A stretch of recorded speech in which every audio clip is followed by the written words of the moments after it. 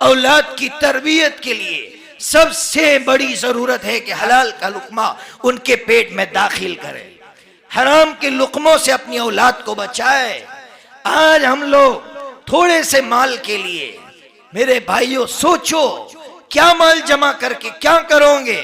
अल्लाह ऐसी बीमारी दे देगा कि एक दिन के अंदर सारा माल खर्च चुके होंगे लेकिन बीमारी नहीं जाएगी, और हमारा ज़मीर मलामत करेगा लोगों का माल लूटा लूटा, लेकिन मेरा रब जब छीनने पर आया एक दिन में उसने छीन लिया, एक सेकंड में उसने छीन लिया, और आज दिल पर बोझ मौजूद है कि मैंने फुला का खाया है, फुला का खाया है। बहुत अफसोस की बात है।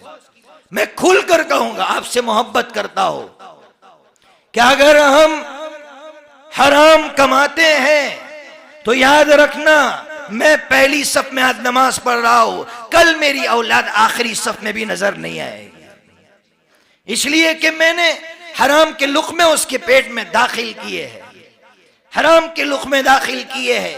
एक अल्लाह वाले किताब लिख रहे थे, किताब उस जमाने में रोशनाई यानी सियाही से किताबें लिखी जाती थी, तो सियाही लकड़ी जो आती है उसको तैयार करते थे और उससे लिखते थे।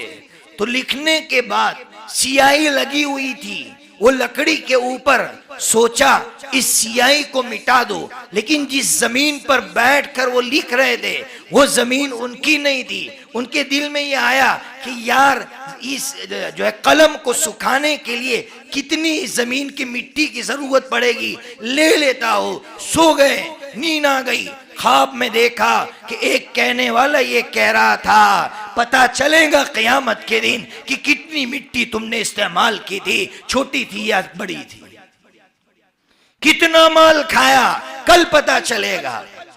आज अल्लाह ने सर छुपाने के लिए छत दी है। फलस्तीन के मुसलमानों से पूछो, सर छुपाने के लिए छत भी नहीं है।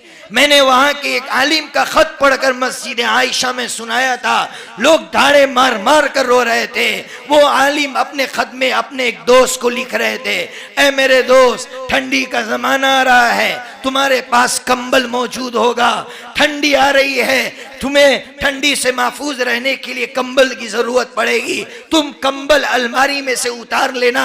फिर आगे जो जुमला लिखा, फरमाते हैं तुम्हारे पास तो ओढ़ने के लिए कंबल भी मौजूद है, हमारे पास सर छुपाने के लिए छत भी मौजूद नहीं है।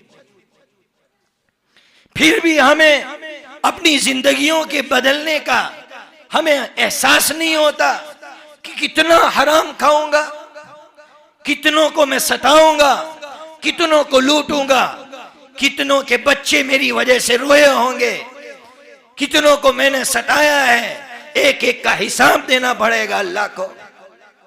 क्यों नहीं डर रहे हम अल्लाह से? क्यों हमारे अंदर ये डर पैदा नहीं हो रहा है? इस तरह के हालात के बाद भी डर पैदा नहीं हो रहा है। इसलिए मेरे मुसलमान भाइयों, अल्लाह के लिए अपनी जिंदगी को बदलने की जरूरत है।